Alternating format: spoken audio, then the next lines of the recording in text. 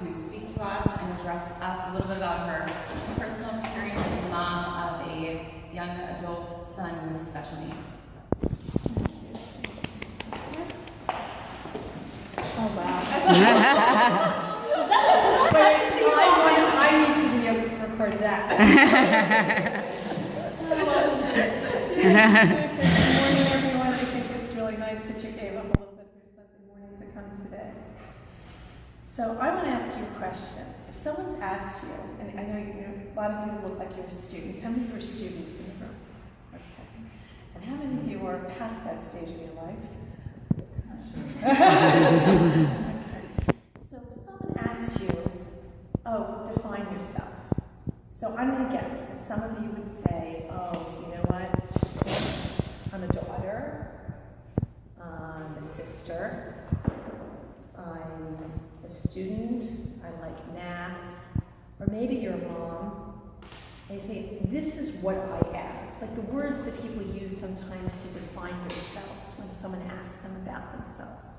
So when people ask me who I am, unfortunately I don't have parents anymore, but I was a daughter for a long time.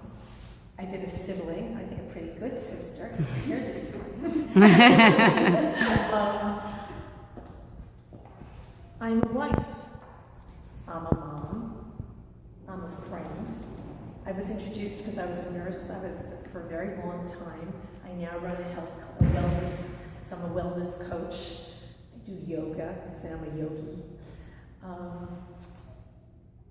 But one way that I defined myself that changed 21 years ago, I became the mom of a special needs child.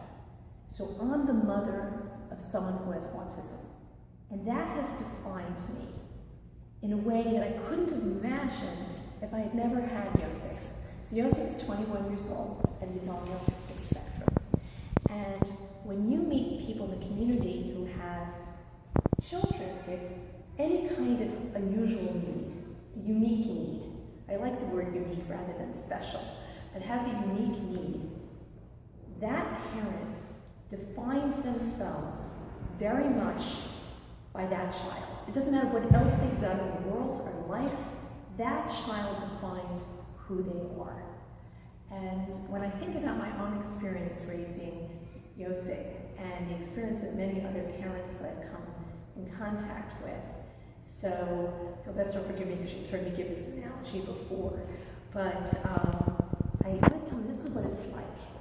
You're on a great big ship with everybody else in the community, and we're all in this ship together, and we go to the same schools, and we go to the same events, and we enjoy each other's company, and we eat potato kugel together on Shabbos, and we decide what we're doing with our children, and we discuss many different things, and our lives are going on the ship. Now that doesn't mean that there's always smooth sailing on this ship. Sometimes we hit rocky waters, and things like in everybody's life don't go that well, but then the water's calm, and we feel back to ourselves again.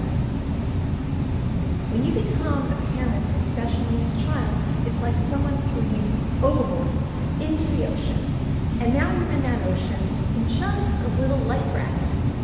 And your family gets thrown over there with you. And you're obviously looking around going, how did I get here? How did I end up in the ocean? And I look up at the ship and thinking, how come they don't notice up there that I'm down here in the water? Don't they see that I am 1 inch away from being actually in the ocean? The only thing that's saving me is this life raft. And how come they don't notice? And I long to get back up there on that ship because it was very lonely for me and my family out here in the ocean. What happens when you're out there is that you meet other people also floating around on their little life rafts. People that you never would have come in contact with. And all of a sudden you have this like little community of people floating out there, sort of surviving out there on the ocean. And sometimes you look at those other people and you say, oh, you know what, their raft has a hole in it. And they're bailing out water and you're so happy for your little life raft. But you still long to be back up in the ship. And that's a little bit what I would say is where some of you come in, is to throw people, be up there on that ship and throw over something, a raft, to throw something overboard to pull them back onto the ship.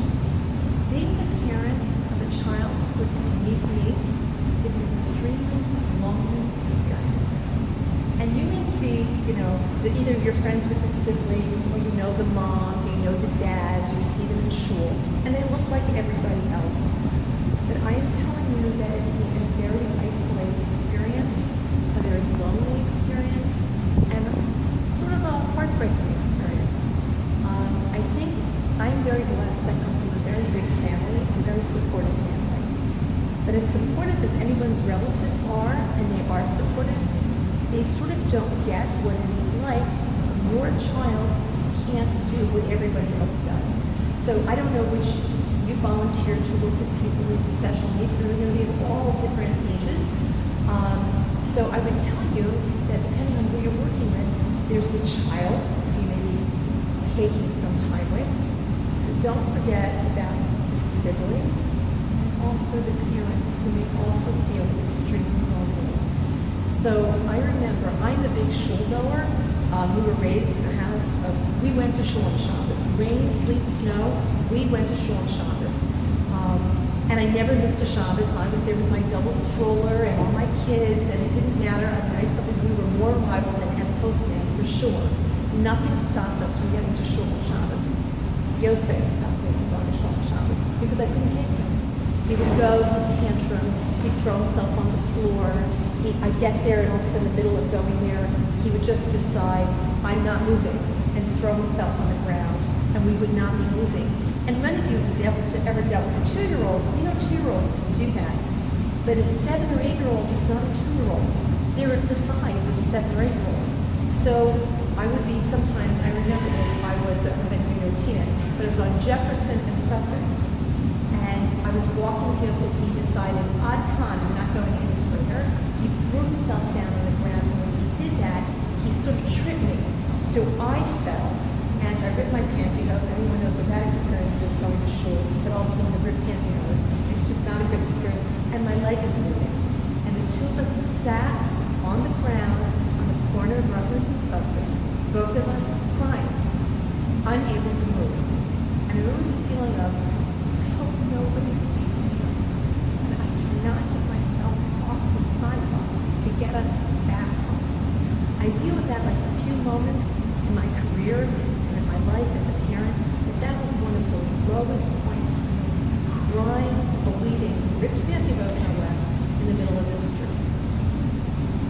While everyone's getting their kids ready for school and getting ready for Tovim, Yosef at that time was in public school because that had the best program for him. And it was right after Sukkot, and it was actually Halloween time. So we actually he came home with a big pumpkin, and he wanted a jack-o'-lantern in the worst way. And my daughter's an artist, and she said, Mom, we'll make him a jack-o'-lantern. He wants a jack-o'-lantern like everybody else. So we sat, and she cut out a jack-o'-lantern for him, and I guarantee we were the only rabbinic family, probably ever, that around Halloween time had a pumpkin. It's sitting in their house. Oh, you had one? Okay. She wanted to see the picture. Okay. So we had a job, and they're like, this can't be their house because I see a pumpkin outside. That's right. So, and I remember my boys were mortified about the fact that we had this. So we were very blessed because at some point we were able to send Yosef to Sinai. So we were able to make that shift, and he was able to have this Jewish education. And he's an incredibly spiritual person, Yosef. It's sort of interesting because if you think about concepts that are extremely abstract, and abstract concepts are very difficult. In general, they're difficult.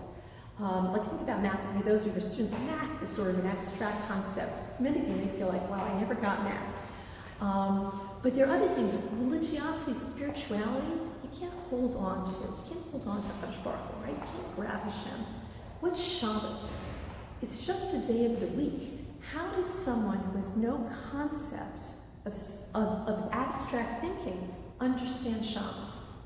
But for some reason, this spoke very much to Yosef. He's very connected to Hakadosh Baruch Hu in a way, actually, that I can't understand. He has intimate conversations with Hakadosh Baruch Hu all the time. In case any of you had plans last Sunday and were worried about the hurricane last Sunday, that didn't happen. There was a lot of hype about that hurricane, and we had the most beautiful weekend ever last Sunday. You could thank Yosef. because last Shabbos, he had a plan. My brother owns a house in Bradley Beach, and he very much wanted to go to the beach last weekend before the end of the summer. And we were telling him, Yosef, I don't think it's going to happen because the weather's going to be terrible over Shabbos. Over Sunday, they're expecting a hurricane. He said, don't worry, I asked Hashem to not make it rain and to make the sky beautiful. And when we woke up Sunday morning and they said the thing had blown out to sea, actually, I did feel he had a big part in that. I will tell you a great story. 2 years ago, Sukkot, it was, everyone will know what that's like. You build your sukkah, you get the sukkah ready, blah, blah, blah. The first night, it's raining. You know how hard everybody worked. Actually, my husband calls Sukkot a man's version of Pesach. That's what Sukkot is. That's what Sukkot is. And we come out, we're standing outside, we're just about to go and it starts to rain.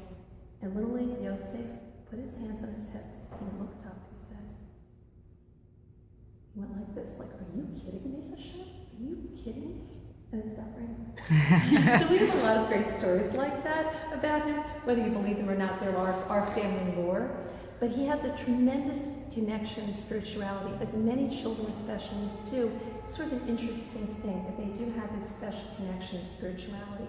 So what does that do for you, people who might be working with children with special needs or young adults with special needs, is that you get to connect to somebody who may be on the outside, seem like they don't know what's going on, but they may have something that we don't understand, a connectivity or something, and if you can tap into that when you work with people with special needs, actually you will gain so much from it.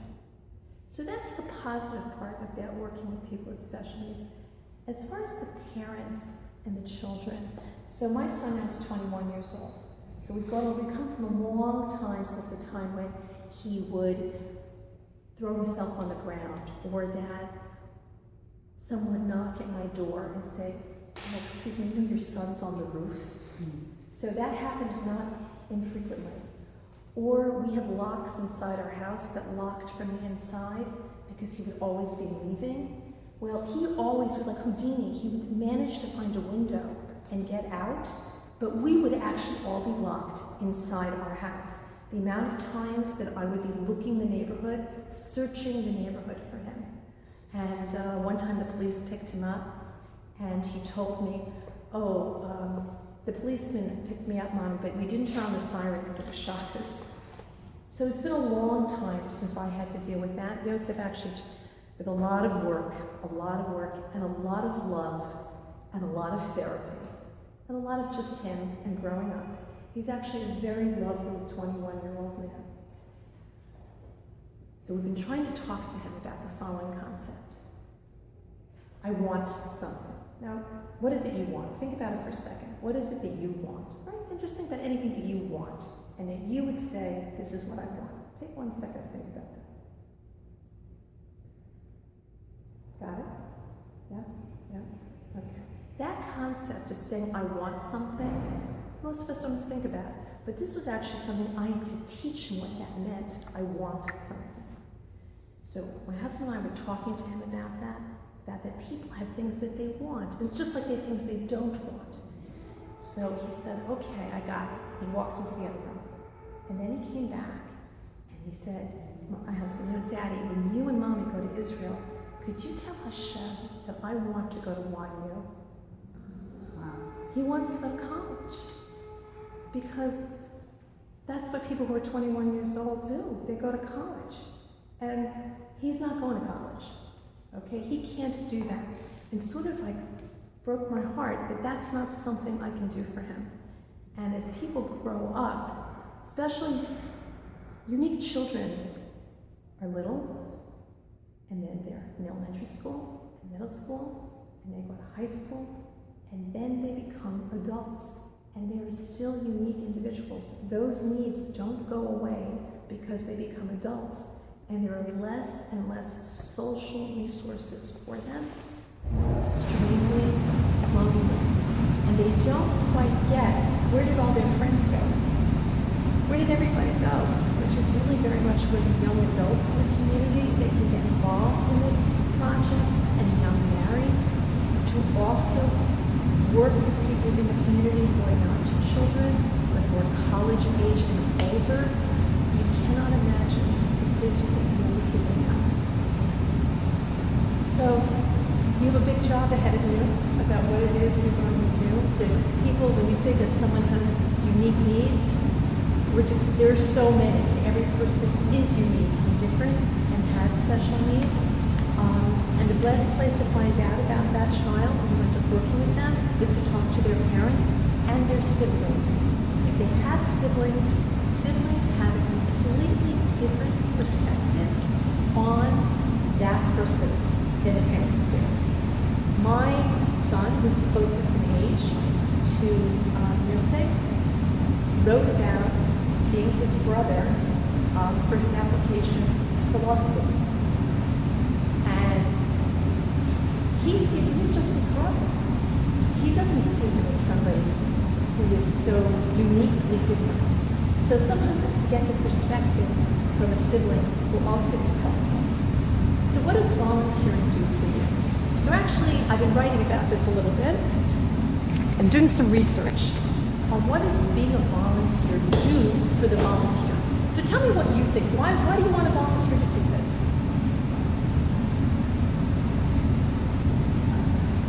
What?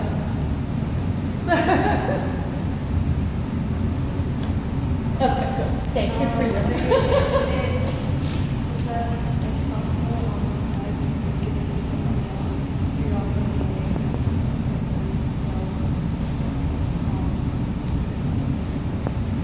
That's for the other person. So,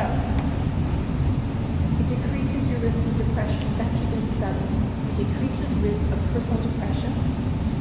They have an increased volunteers and increased social interaction, and they help build a support system among all the other people that are also interested in the same cause. So you create your own social structure by that.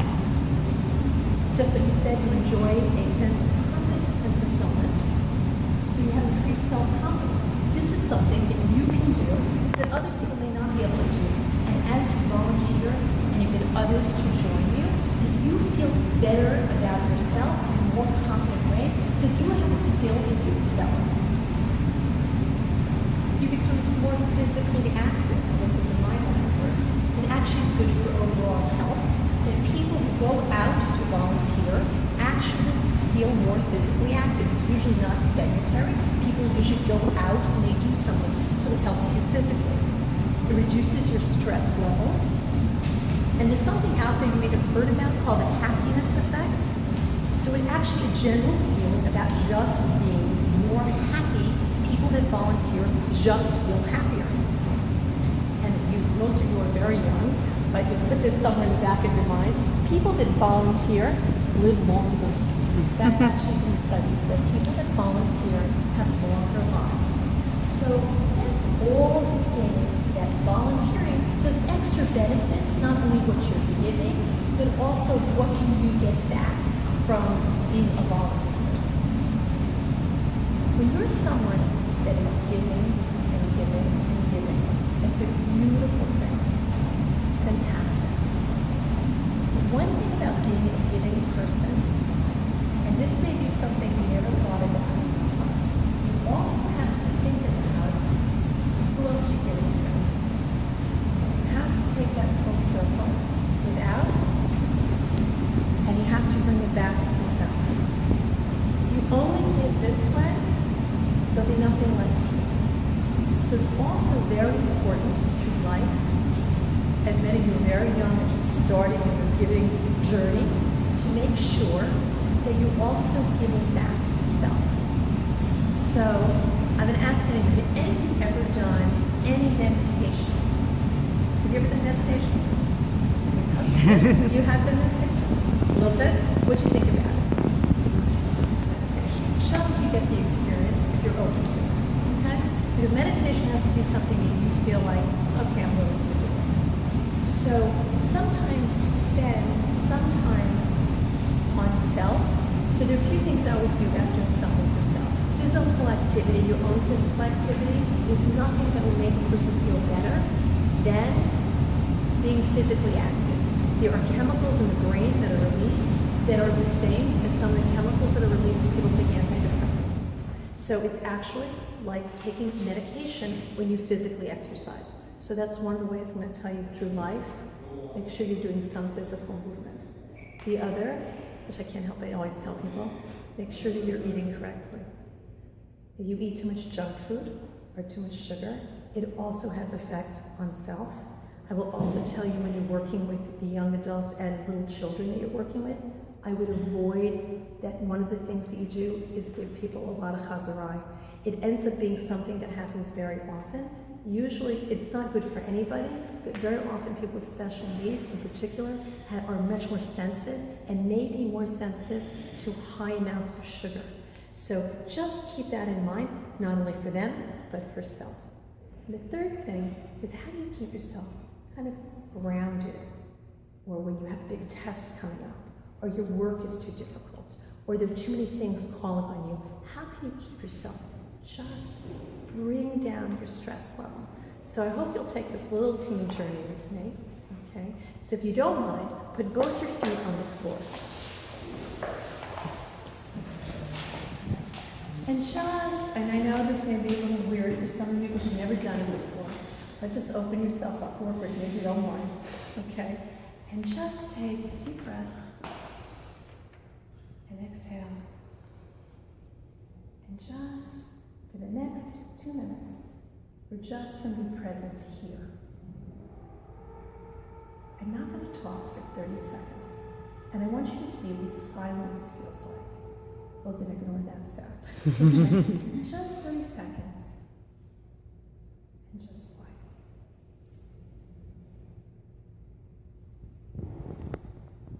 quiet. To self, if you don't mind, see if you feel comfortable just closing your eyes. Only if you feel comfortable. If you don't feel comfortable, you don't have to. And do a little check-in with yourself. Start in your toes and work your way up your body. And note, how am I feeling today? Anything feel achy? Anything feel wonderful? Just note from toe, hands, knees, pelvis, belly, chest. And get to your head. Think, where are my thoughts today? Is my brain chatting with me? Good for 1 minute. Take those thoughts, not let them come in, and just keep them outside.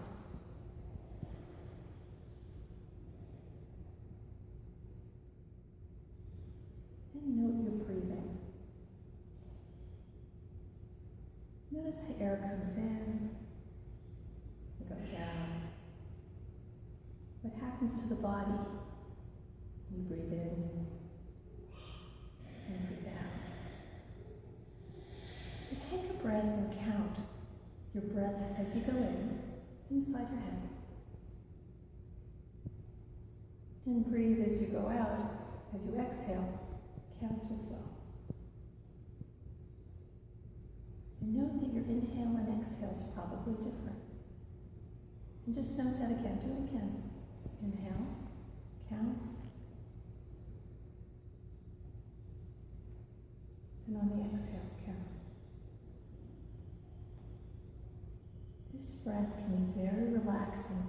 If you ever feel very stressed, it can be a 2-minute holiday in the middle of the day to just calm down.